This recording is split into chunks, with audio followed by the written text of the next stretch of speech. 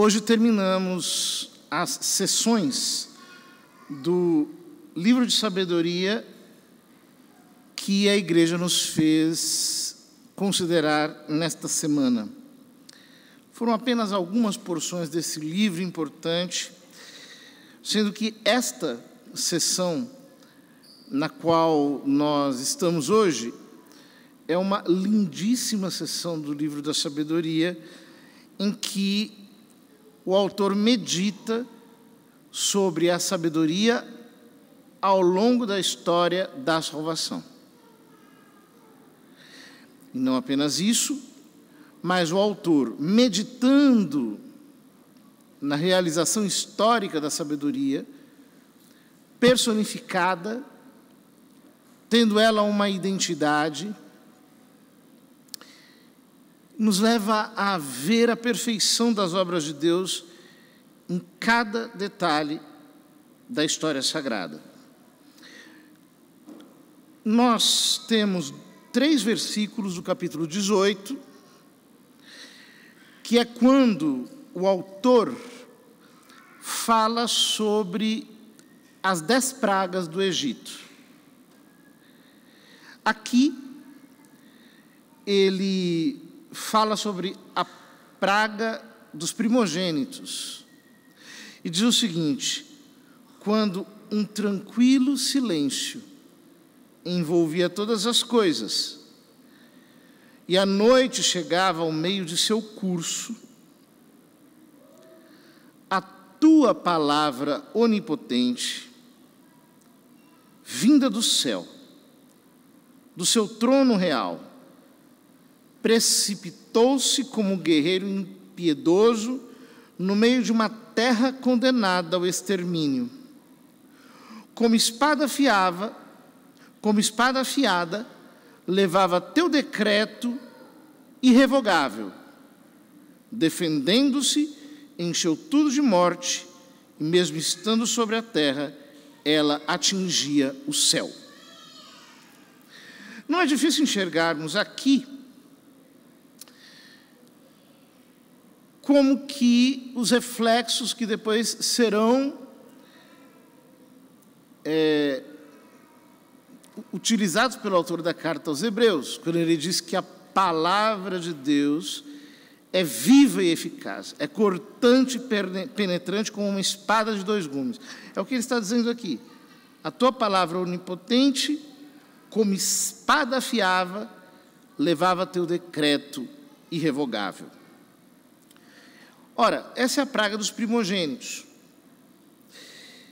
E a praga dos primogênitos, de algum modo, fala sobre algo que precisa morrer em nós. A nossa matéria, a nossa carne. Nós precisamos mortificar as obras da carne, com a força cortante da palavra, com o corte afiado dessa espada espiritual, que é o próprio Filho de Deus. Mas o Filho de Deus, refletido, realizado, explicado, descompactado, através das palavras da Sagrada Escritura. Quando nós agimos na força da palavra para matarmos as obras da carne, então, nós lemos agora 4 versículos do capítulo 19, que descreve a travessia do Mar Vermelho. Então, a criação inteira, obediente às tuas obras, aliás, obediente às tuas ordens, foi de novo remodelada em cada espécie de seres, para que teus filhos fossem preservados de todo perigo. Apareceu a nuvem para dar sombra ao acampamento, e a terra enxuta surgiu onde antes era a água. O Mar Vermelho tornou-se caminho desimpedido, e as ondas violentas se transformaram em campo verdejante. Por onde passaram como um só povo, os que eram protegidos pela tua mão, contemplando coisas assombrosas. Como cavalos soltos na pastagem e como cordeiros correndo aos saltos, glorificaram-te a ti, Senhor, seu libertador. Veja que coisa maravilhosa. As imagens que o autor do livro da sabedoria emprega para falar sobre a travessia do Mar Vermelho. Hoje, há muitos que colocam em dúvida não só este, como muitos outros milagres. Porém, existem coisas que não podem ser negadas. Por exemplo, se nós pensarmos no milagre do sol que aconteceu em Fátima, testemunhado por milhares e milhares de pessoas. É inegável que aconteceu um fenômeno ali que ultrapassa não apenas a nossa capacidade de compreensão, mas que se entrelaça com 1001 outras coisas que não estão sob o nosso controle, que mostram uma irrupção de Deus na história. É verdade que existem pessoas que criticam, alguns que são céticos, por exemplo, em relação ao milagre de Fátima. Mas qual a explicação que eles dão para isso? Eles dizem, por exemplo, que foi uma ilusão de ótica, que aconteceu para centenas, milhares de pessoas, simultaneamente, com dia e hora marcado, e que o efeito do sol dançando no céu, se aproximando da terra, emitindo luzes, é porque todos ficaram olhando para cima, e aí o reflexo causou essa ilusão, e todo mundo ficou enganado. Bom, é uma explicação. Porém, quem que me explica que tudo aquilo que Nossa Senhora profetizou se cumpriu? As pessoas que foram curadas durante o fenômeno, aquelas que estavam a 18 quilômetros de distância do lugar e também presenciaram e documentaram isso. Histeria coletiva? Impossível. 18 quilômetros de distância não tem histeria coletiva. Ou, por exemplo, os milagres dos corpos incorruptos dos santos. Você chega em Lourdes e vê o corpo de Santa Bernadette como se ela tivesse acabado de morrer, já fazendo mais de 150 anos. Qual a explicação que alguém pode dar a isso? Mas não só. Nós temos, por exemplo, o manto de Guadalupe.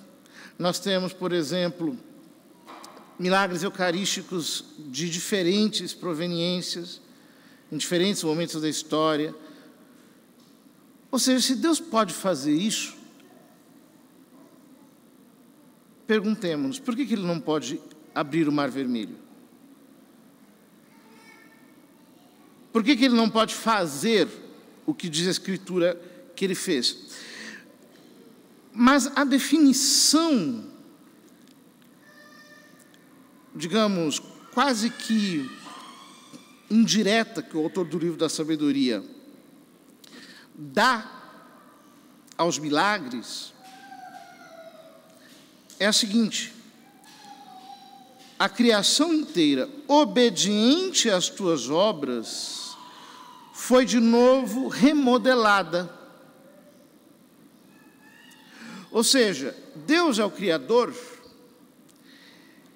a criação, por assim dizer, jaz nele, jaz no seu ato criador permanente, e Ele a remodela quando quer e como quer. E é Ele mesmo quem fez. O homem cético já tem uma resposta pronta, ele está fechado, ele já parte do princípio que milagres não existem. Não existem. O fiel, ao contrário, ele está aberto para as duas possibilidades, para a existência ou a inexistência de um milagre. E procede como a igreja ensina, verifica até o fim para ver se aquilo realmente é sobrenatural, de modo exaustivo e às vezes até exagerado.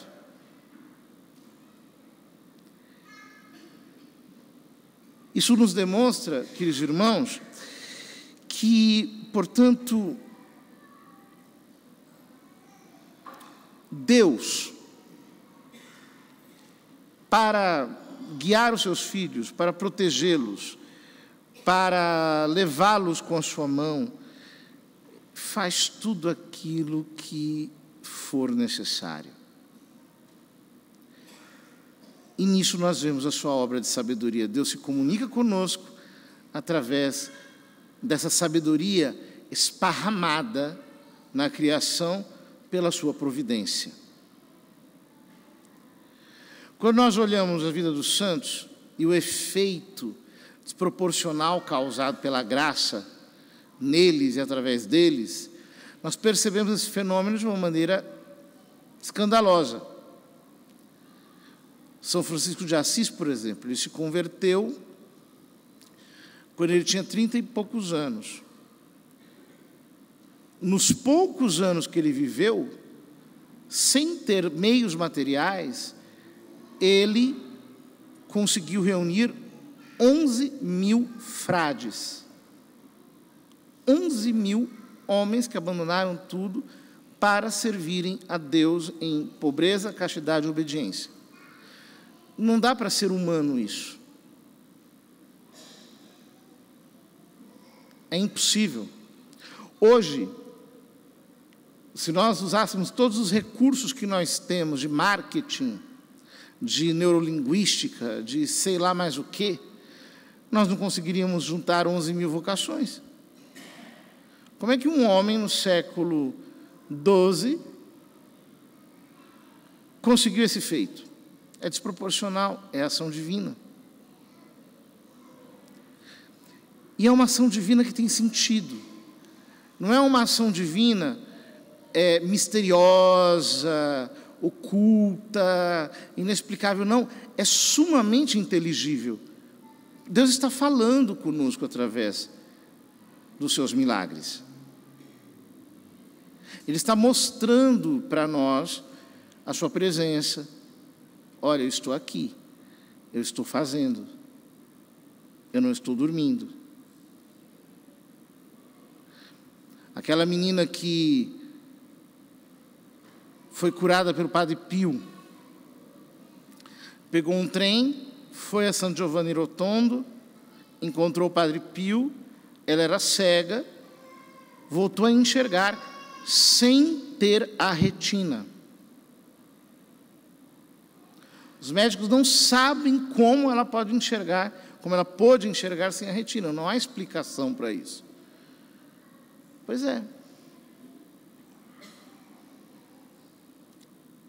Toda a unidade que está por detrás disso nos mostra Deus falando. Deus assinando embaixo das suas ações. Deus, por assim dizer, apontando a santidade de um dos seus servos, trazendo para nós o exemplo das suas virtudes. Oxalá também nós possamos discernir essa sabedoria divina que não apenas nos fala através das palavras das divinas Escrituras, mas que também fala conosco através dos seus feitos ao longo da história, de geração em geração.